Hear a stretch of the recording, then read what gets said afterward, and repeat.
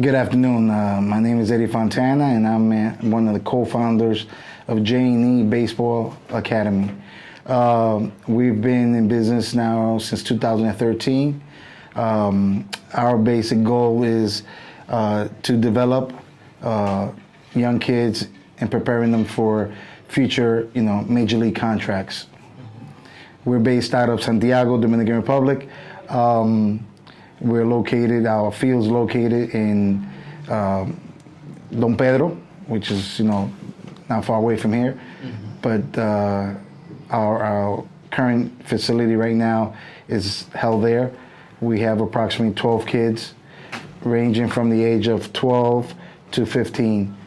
Well, the recruitment process it's a very difficult process because the business right now is forcing us to recruit at a younger age so we can develop them younger.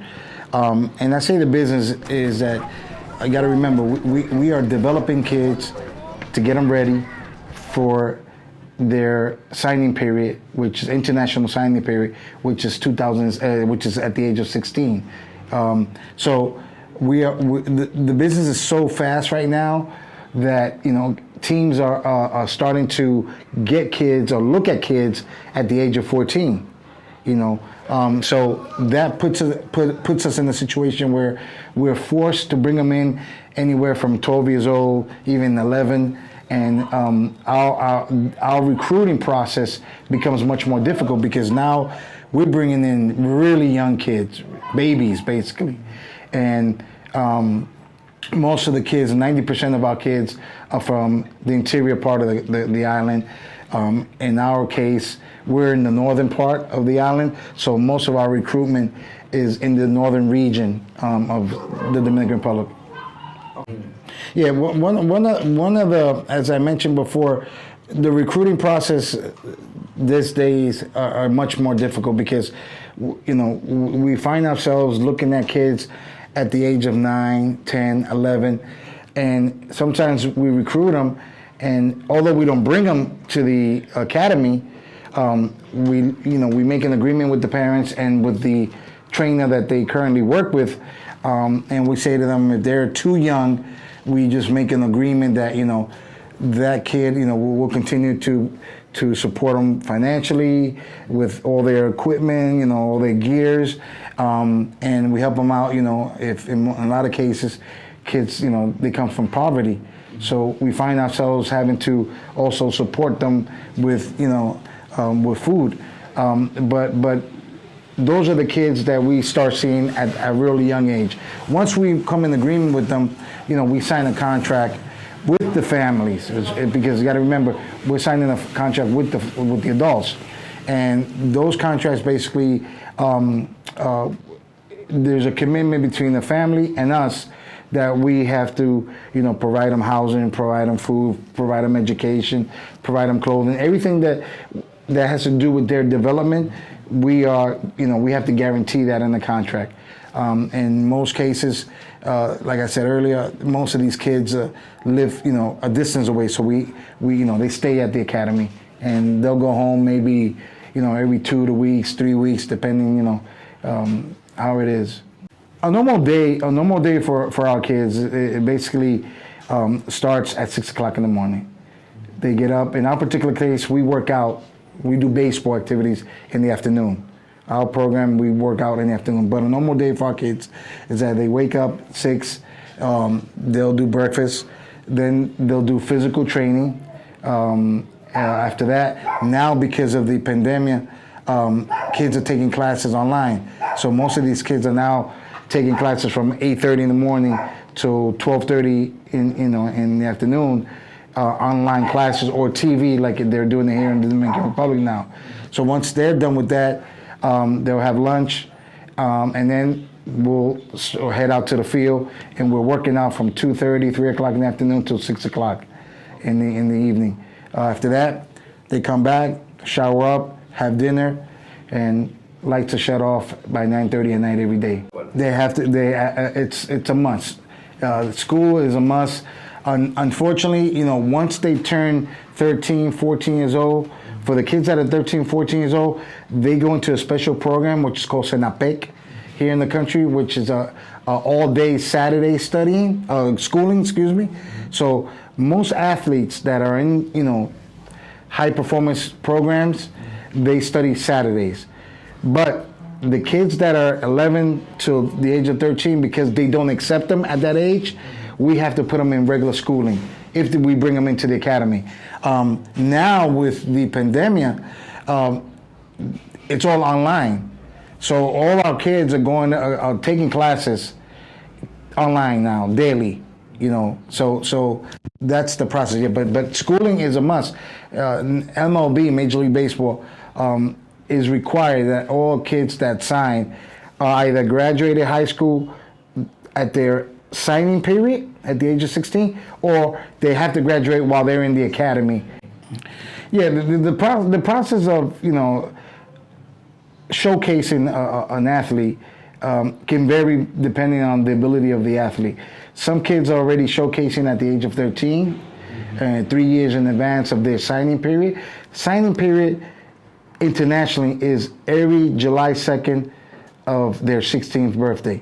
Now, again, the pandemic has changed everything. For example, 2020, the signing period, July 2nd of 2020, MLB changed the signing period. All 2020 athletes were signed on January 15th of 2021. So everything was moved up due to the pandemic. But the process of showcasing an athlete, like I said, it varies depending on the ability that athlete is showing at any given time. And the 30 teams that are in the major league process, they always have an events. You get called more from one team than the other. It really all depends. But yes, we have to take them to the events, or they come to our fields. They're constantly at the fields looking at the kids. But once they see that the kids are more advanced, then they invite them to more events. And what happened with the kids in Dutch with them? Yeah, once I always say that this is a very difficult business. Many people see us as taking advantage of kids, but I want to take a second and clarify that. And I've had the opportunity to clarify this point. You may say, "Wow, you're taking a kid at the age of 12, at the age of 11, that's abusive." But in 99% of the cases that these kids come to our hands, we're providing them a better chance of everything, because they're coming from mostly poverty homes. We're providing them food that they're probably not getting on a regular basis. We're providing them housing that they probably don't have as good as they have. We're providing them education that they don't have. We're providing them an opportunity to help themselves and their family for a future. Now, nothing is guaranteed. Every kid that we bring in is not guaranteed. But we see that this is not just a development on the athletic side of it. We see this as also a development as a human being. Our kids, thank God, every ball player that we have signed, we've been blessed. We sign every year, a nice amount of ball players, 2, 3, 4 ball players a year. But we've even been more blessed because our ball players, when they leave our hands, they leave a better human being. We develop human beings. We develop kids that are going to be, helpful to society, are going to be productive to society. Yeah, they're going to leave athletically wise, at a high level, but we're also providing society with a good human being, a good man. So that to me, I get upset when people see us as as an abusive, that you charge a percentage. Well, this is a business. What business in the world you develop a kid for 4 years, spend a lot of money, on a child. Each child, on an average, after 4 years, 3 years, you're looking at over $70,000 easily, easily. and you know, you say some less depending on if they're pitchers or infielders, but you know, on an average, you know, between 50,000, you know, on a 4-year span, 70,000 on 4 years. So you're spending $70,000, and you don't know if you're gonna make your investment back because you don't know if they're gonna sign. It's not guaranteed. So you know, we take pride. We really do. Our ball players, when they sign, they always come back and work out with us during the off season and stuff like that. So yeah, you know, there are cases. There are cases. We've had some ball players that, unfortunately, they were not able to sign. But fortunate enough, the system now is allowing other opportunities. I've had already 2 kids that were not able to sign and find themselves, you know, in the U.S. Going to a high school or going to college, you know. Unfortunately, not every case is like that because you have the language barrier. The language barrier doesn't help out.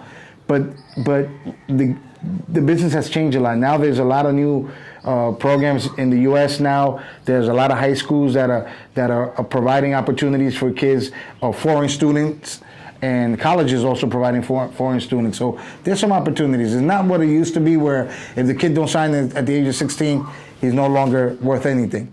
Now there's opportunities into the States. You know, I think that we as academies at our level, we could do a better job in providing them English classes. Sometimes it's difficult. Not all of us can do it. There are some academies that have the facilities and availability to do it.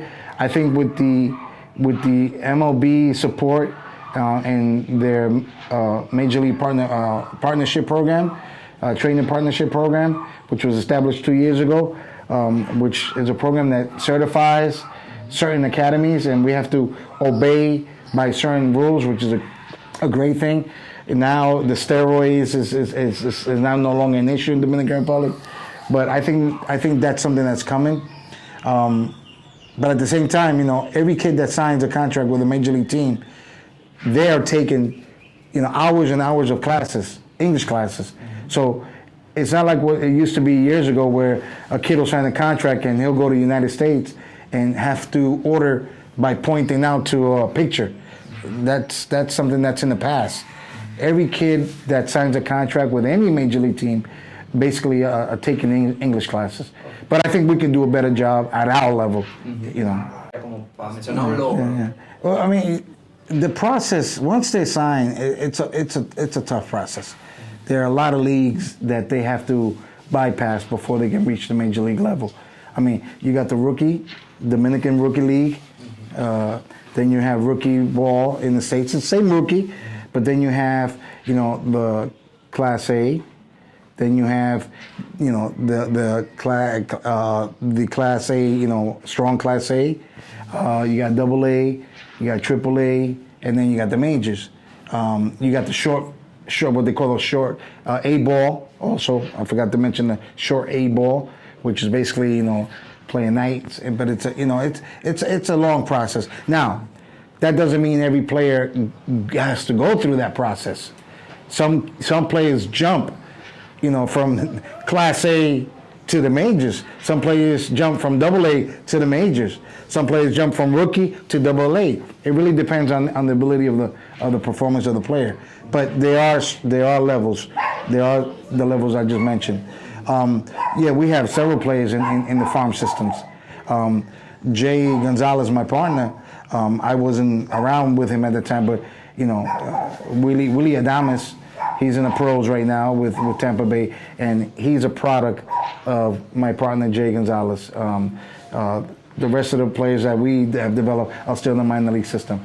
And Willie Adames, I mean, you guys know, you know, he's a World Series. He already went to his World Series. Good kid. He still works out with us during his off season, but he's a product of my partner.